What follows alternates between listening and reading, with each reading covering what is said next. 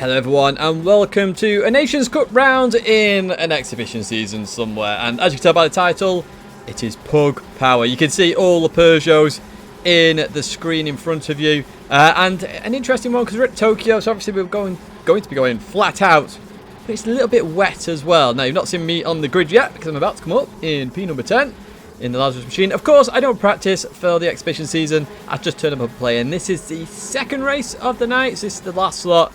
And our qualifying didn't go really that well, to be honest with you. However, we're hopefully going to have an interesting race, which is why I've made this video. As we get towards the end of the grid now, P19 and P20. So we're starting in P10. What positions can we make up? As always, I do live stream my races. You can tell that by the screen. I'm talking to myself there. If you want to check out where I live stream, it's Twitch, and it's down below in the description.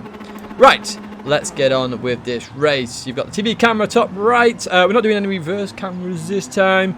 But what can we do here? We're on intermediate tyres, so we don't have to pit at any point. It's all about just surviving and racing well in wet conditions. Wet conditions, something I actually quite like, to be honest. Even though it's not realistic to the real world, we are still quite good at them. You know, if you go back to Salzburg, where we actually got pole and won a race there when we were at the Red Bull Ring in the wet at a live event, which is brilliant.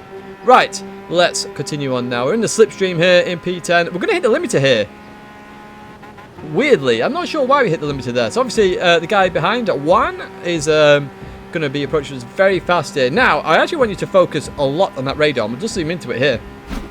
Because watch what he does. He outbrakes himself there. And rather than hit me, pushes himself into the wall to slow him down. It's absolutely unbelievable sportsmanship there by Juan. Absolutely unbelievable, and nice to see, actually. So shout out to you, my friend. And actually, he got a penalty for that. I think I'm about to look behind me. There you go, 1.5 seconds penalty for wall riding, and he did that to save himself. So as I say, shout out to that guy there, because that's what sportsmanship is, basically.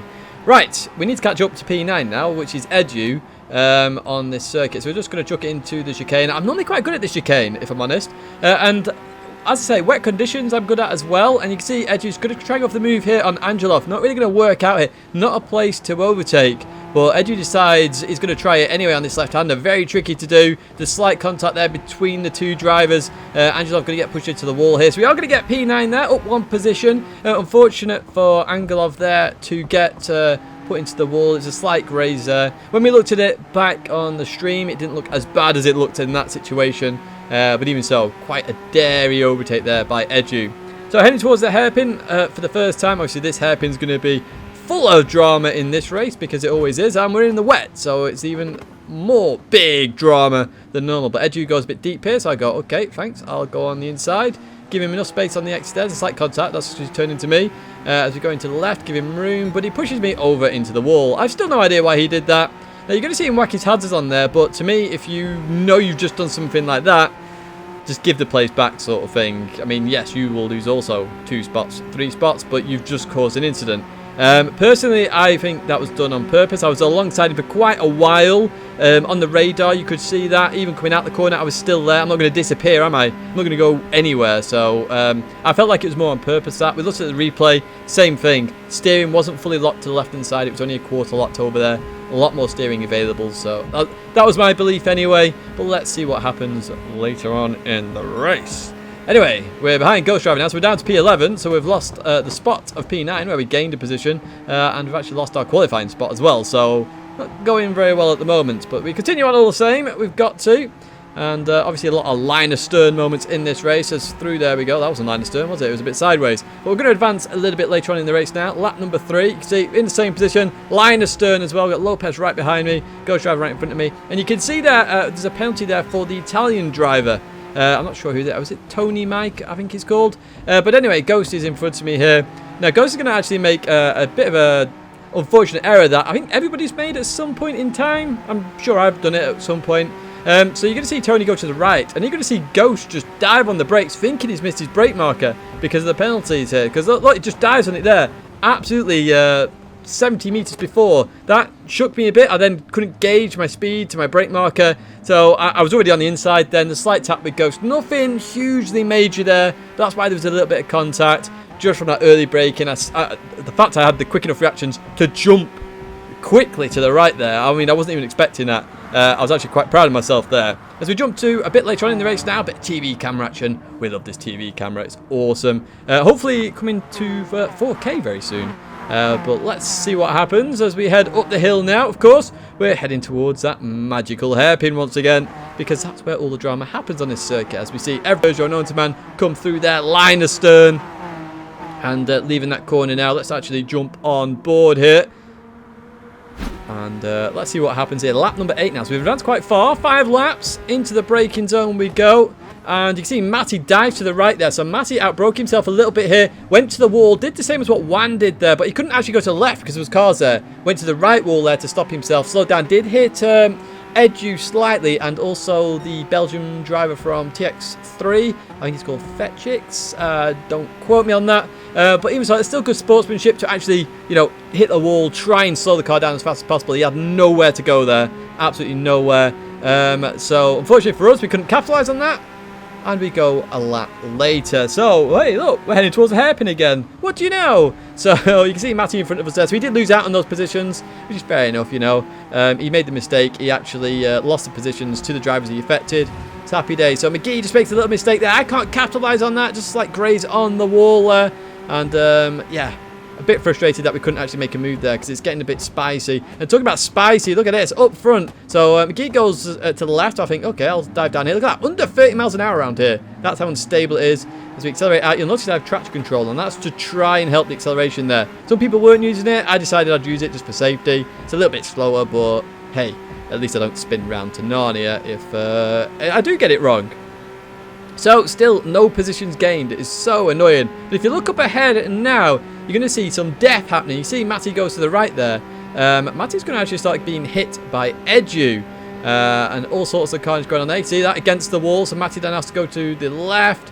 And yeah, he's losing all sorts of speed. Now, unfortunately for Matty, he comes over just as I'm on there. So that cost me some speed. But Matty does the sportsmanlike thing again. I say shout out to Matty 2 times now for sportsmanlike conduct. Actually lets off and lets me go there for sort of blocking me there.